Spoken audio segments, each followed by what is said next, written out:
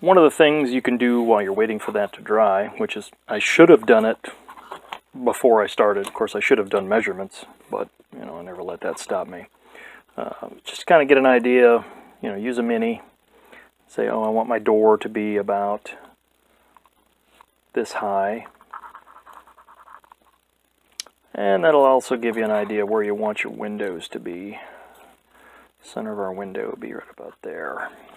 And again, I should have cut that out before I glued this carcass up, but being in a hurry, don't do things the right way.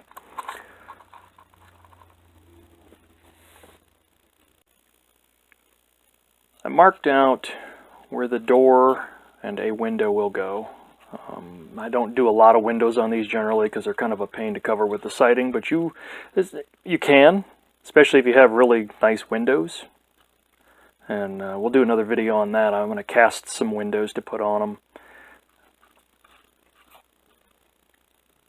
Also, put a bead of glue inside. Doesn't have to be continuous, but just to help strengthen the carcass a little bit. Just lay that in there and smooth it with your finger or a tool or whatever. Just give it a little extra strength and rigidity, especially once it's glued to the base. These are pretty tough. They're fairly gamer proof. So I just cut these out with a nice fresh blade using several passes. Maybe this blade isn't as fresh as I might have hoped.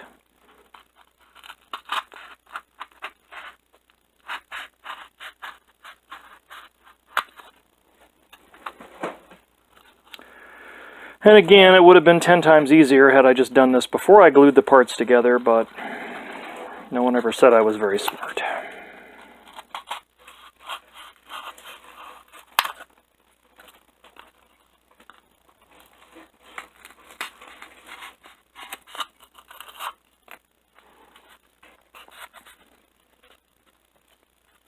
You could just applique a door and applique a window. You don't even have to really cut them out. And if the cuts are a little rough, that's fine. It's a scrap building. It's not rocket surgery. Plus we're going to dress that up with some timber. So we'll let that set up a little bit and we'll add a little more. So we're going to dress up the doorway and the window a little bit. I usually put just a little bit of wood in there. I just glue those in place. If you don't have any of that, you can just glue the raw edges of the foam core, and that'll help immensely because it won't look quite so much like foam. At least it'll be smoothed over and you can paint it. It doesn't have to be super exact.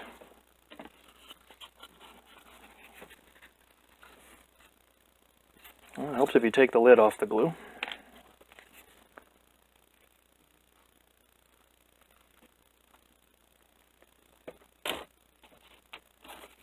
And you can kind of rough these in. Again, pre-measuring is the way to go, but a lot of times I'm in a hurry and I don't do that. So you can kind of rough these together. The final product, not a big deal. Looks good.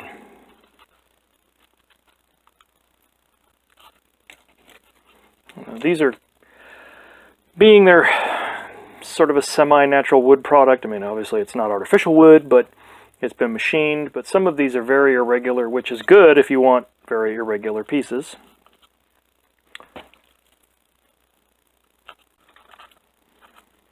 And I have a bad tendency to get glue all over my fingers, knock the pieces off while they're drying. You just kind of get used to it.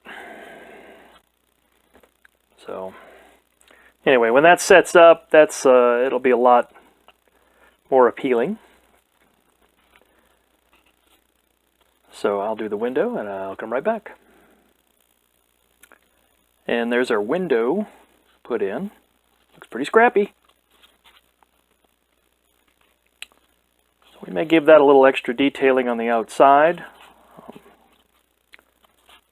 And pretty soon we'll start putting on some siding once we get this glued down. So we're almost ready for that. Alright, so we'll do kind of a test fit here. Make sure it fits on the base the way we want.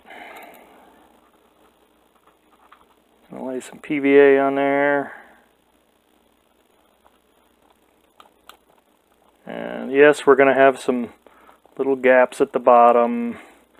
That's fine. We can cover those up. Or you can leave them. It's scrappy, so scrappy as you want to make it.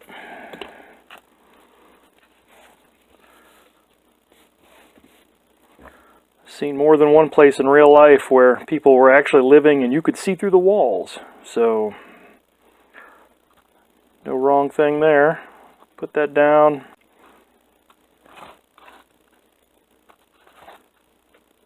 And we'll let that set up a little bit. See, we got a kind of a bad gap there, so I'm going to drop the lid on the floor. And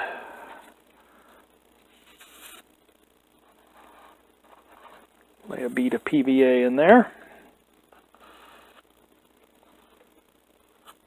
There we go. So we'll let that set up and then we'll do some more.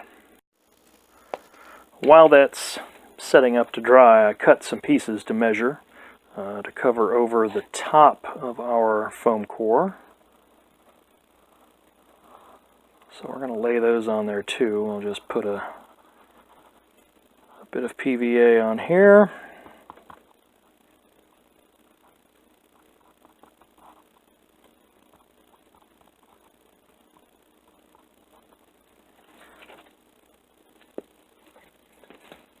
We've got our pieces pre-cut.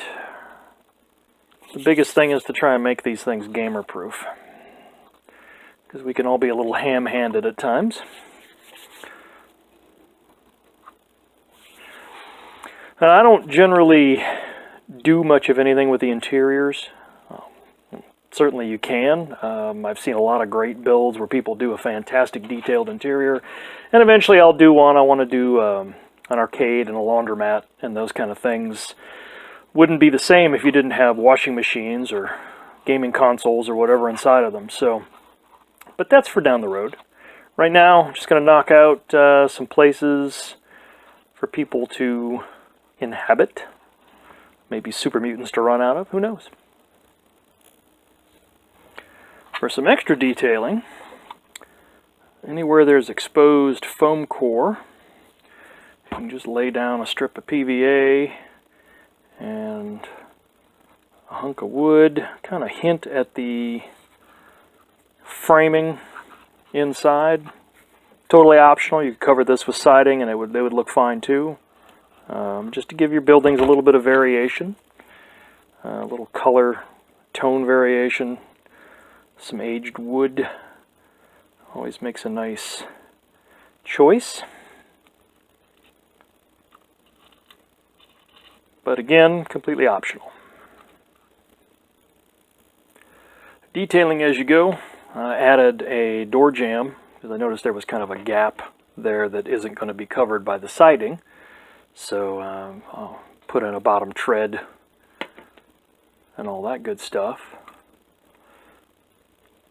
So again, totally optional, but really dresses up the building. The little details kind of make it pop. So always worth doing. Doesn't take much time. There's not much materials.